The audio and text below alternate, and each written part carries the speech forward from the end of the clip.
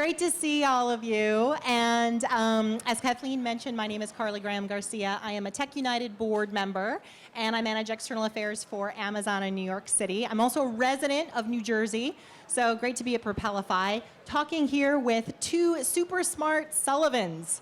As Kathleen mentioned, Sean O'Sullivan, Managing General Partner of SOSV, here to talk about HAX, and also Tim Sullivan, Chief Executive Officer of the New Jersey Economic Development Authority. For those of you who didn't read last month about this announcement, I'm just going to share a few of the details because it's super exciting. SOSV's latest venture is right here in New Jersey. As you may have read, they're excited to announce the arrival of HAX, a hard tech startup development program based in Newark. The current aggregate value of all of HAX companies is $8 billion, which we're going to talk with Sean about. Just to give you a sense of what this investment looks like, HAX provides support for emerging companies in the hard tech space, including a $250,000 initial investment in each participating company, 180 days of hands-on collaboration and mentorship, and a global founder community, which I know here at Propelify today we're most interested in sort of the network, how we can all support each other. So Sean, let's start with you. First, tell us a little bit more about SOSV for those who may not have been at your session previously, and also HAX specifically. So SOSV invests about $100 million a year into 130 new companies that come out of the 8,000 companies that apply to get into our programs. About 40 of those companies are coming from all over the world to our HAX program, and at least 20 of those will be based in New Jersey at our new New Jersey location. We have other HAX locations in Tokyo, in Shenzhen, Xi'an, and San Francisco. But this is going to be actually the biggest HAX location in the world, and it will be funding many tens of millions into these companies initially, and many hundreds of millions over time. Tremendous. And so truly a global footprint, global network coming to New Jersey. So why are you focused on hard tech specifically? And tell us sort of, why is focusing on U.S. manufacturing so important right now? Well, so in terms of, the sort of mega trend as to hardware and connected devices, this is an area which is just an explosive opportunity that has a 20-year run in front of it. Whenever you're investing in early stage startups, you have to be thinking what's going to happen not next year. It's not like investing in a stock market where it's very mercurial, where one quarter this trend may be up or the other trend may be down or whatever. You actually have to be looking at what happens in the future, what is the unstoppable megatrend, and the unstoppable megatrend in one of the unstoppable megatrends here is in manufacturing in the United States, coming back to the United States, more of that. And another unstoppable megatrend is just how devices of all kinds, whether it's a tennis racket being connected to the internet and telling you how to play tennis better, or if it's a heart rate monitor or something monitoring your pulmonary system, your breathing after COVID, or if it's if it's new forms of energy producing, clean hydrogen or whatever the technology is. These things are increasingly becoming cloud-based, and every physical device is being reinvented for these new patterns of how we live and how we work and how we compute going forward. Everything has to be thrown out and reinvented again, and that's what HAX is recognized about 8 years ago, and when we started in Shenzhen, and now we're bringing it to the U.S. To answer the second question, I know I'm going on, but to answer the second question, for the last 73 years, manufacturing in the United States has been dropping. It was not only dropping during the Trump administration, year after year, dropping. It was dropping in the Obama administration and the Bush administration and the Clinton administration. Every single time, 73 years, the lowest rate of GDP, lowest percentage of GDP. So why would we be investing in what is a falling knife? it's not a falling knife. These things come in cycles. We wised up during COVID. There was too much offshoring. There was too much outsourcing, and we got screwed as a economy by having too much of a fragility in our supply chain, and we're all seeing it here today. And you're seeing it in the rising costs of automobiles, or you're seeing it in this or that. You know, everybody's facing these supply chain problems. Obviously, the initial supply chain problems is we can't even make masks. We can't even make it. You know, we've outsourced all these jobs. So that trend effectively stopped even slightly before COVID. People were sort of recognizing all the problems, and they were also seeing the rising costs internationally of manufacturing internationally. And so that is about to, our bets, the unstoppable megatrend, and we could be wrong and we could lose hundreds of millions of dollars making this bet, but we don't think we're wrong. We think it's on the ascendancy, it's coming up, and we're going to be doing extremely well in, a lot of automation, a lot of very efficient manufacturing using robotics and advanced manufacturing techniques. But these trends are unstoppable, and we needed, and we looked actually, for a place in the United States to do it. So when we approached a couple of different states and said, hey, you know, we're really looking to find the right ecosystem, and then we came, and New Jersey actually, this guy over here, and his team, Catherine Coviello and all of the team, actually came up with a really, really great sort of, you know, an impressive package of sort of benefits that New Jersey already is making to its startups. And we looked at that. We looked at other you know, really attractive things like Newark itself, an affordable city. And we said, we said this was the best proposal of all the states, and there were a lot of very big manufacturing states. New Jersey has a very big history and a very big current day profile in manufacturing. You know, pharmaceuticals, communications, you know, some of those things is really where it's stronger now. But throughout history, it's had a huge number of industries that have done very well, and we're hoping to bring it back. Yeah, well, let's talk more about that unstoppable megatrend. That is Sean's phrase. I neglected to mention that Sean also coined the phrase cloud computing. So when he talks about connected devices, this is somebody that really knows the hard tech space. And so you mentioned New Jersey as being sort of a hotbed of innovation, a state that's always fostered innovation. The governor likes to say from, you know, Edison to Einstein.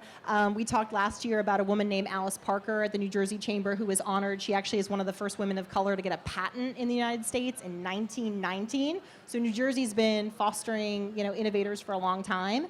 And you alluded to this. So tell us a little bit more about the Newark pick and what you see here in New Jersey is really adding to what you're trying to do at HAX. Well, this is expression. It takes a village, right? So it takes a village to raise a child, is what it's talking about. I think it's Hillary Clinton had that. But regardless of the source, it's an incredibly powerful and meaningful message. But it doesn't take a village to build a startup. It actually takes a city. You know, it takes a community and a population and a consumer base, and it takes, you know, it takes a lot to build the fundamentals of what you need: the team, the suppliers, the job market, the universities. It takes a city, and Newark is actually a really great city. The whole state is great, but it is the connectedness of Newark that helps make it even stronger. The fact that Newark Penn Station is connected to Washington and Boston and New York, 20 minutes away as well. We can really leverage the financial community. I mean, you know, it's kind of crazy. It's just over there, the financial community, right? It's over here too, I know. But like there's just a ton of capital that, you know, New York actually came out of nowhere. I remember, you know, my first company I started in upstate New York. I was born in New York City, raised in upstate New York. and the big center for venture capital back then was Boston and a bit in San Francisco. This is the 80s. San Francisco was really doing very well. It was coming on really strong. And now New York is the number 2 city in the world for venture capital. And so the fact that we're in the shadow or they're in the shadow of New Jersey, I should say, right? Sorry about that. The fact that they're just in our shadow over here is it helps in terms of the financing. It also helps in terms of the transportation. I mean, we got hourly flights to San Francisco. We got 8 times a day to other major parts of the world, like to Shenzhen or Shanghai. Not now with COVID, but after COVID, there's just the connectedness of Newark Liberty International Airport is super strong, and then of course you got great universities, great research universities. So it takes that city, and Newark is the city of New Jersey. That's where one of the reasons why we think it's such a great match. That's great, and we're glad you're here. Tim, let's turn to you. This announcement noted that the NJEDA will consider an investment of $25 million in HAX. You called this a game changer for New Jersey. So tell us a little bit about why. Yeah, so it's great to be with everybody. But it's great to be in person at a sort of a bumptious, kind of loud festival. It feels very before times. This is very fun. And it's great to be with Sean, who you've gotten to know in the last few minutes as a visionary who doesn't need me to say anything nice about him, but is an extraordinary leader. We're so thrilled to have him and his team, and Garrett and the whole team from SOSV choosing New Jersey. Look, I think to situate this a little bit, from the earliest days of his time in office, and frankly back to his first campaign, Governor Murphy's been talking about reclaiming New Jersey's leadership position in innovation and entrepreneurship. And it's not just because it sounds good, but it's because it's the key to enduring job creation. Yes, you want to have companies come here from other places. You want to have companies choose to expand here in New Jersey. But what we haven't seen in New Jersey at the levels we would like to are companies going from 1 or 2 people to 1 or 2,000 people to 10 or 20,000 people.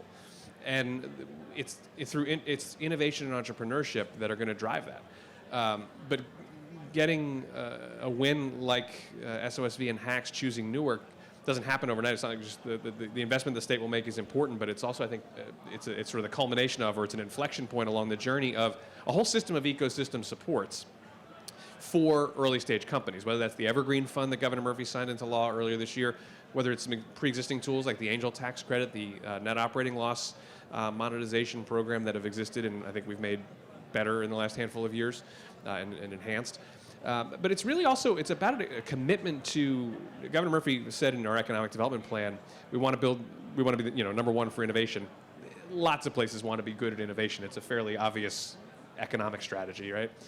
We want to be the most diverse and inclusive innovation ecosystem in America. A lot easier said than done, but we sure as hell want to make that a priority and commitment.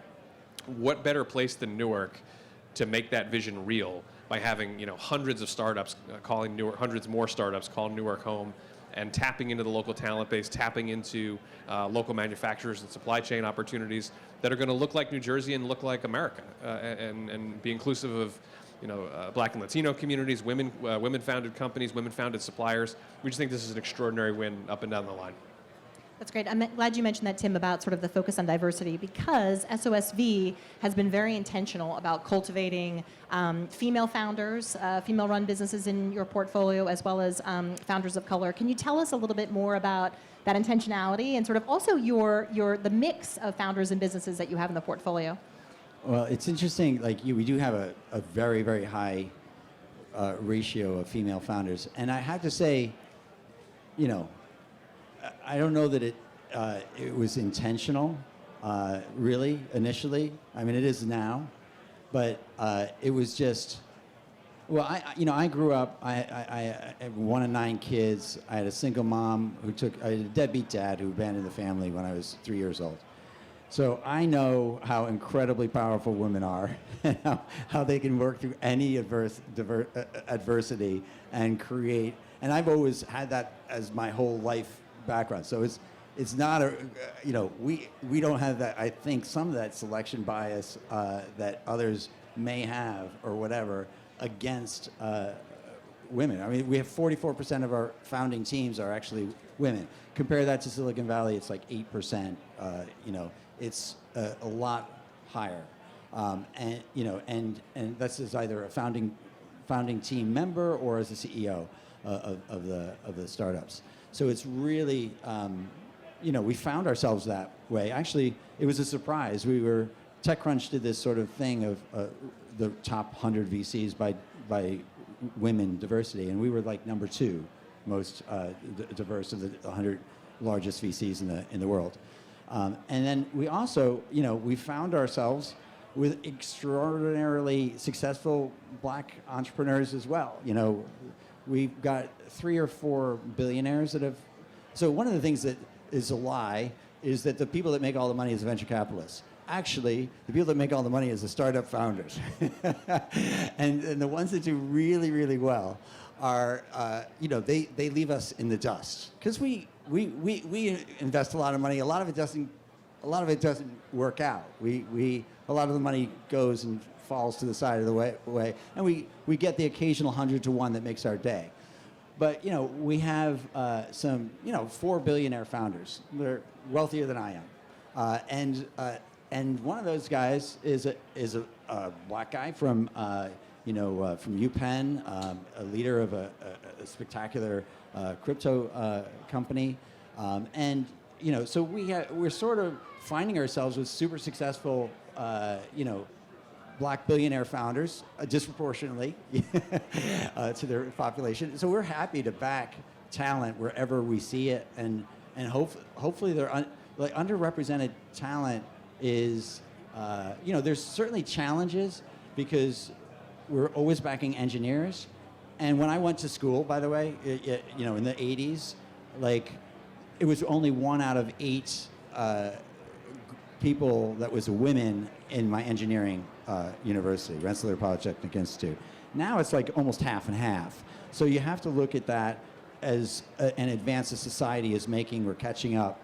And it's still behind, like in some of the, black and Latino communities.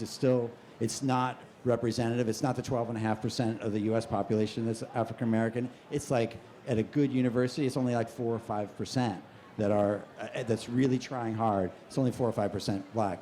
We're mostly backing, technical entrepreneurs. So there's things that the society has to continue to work on.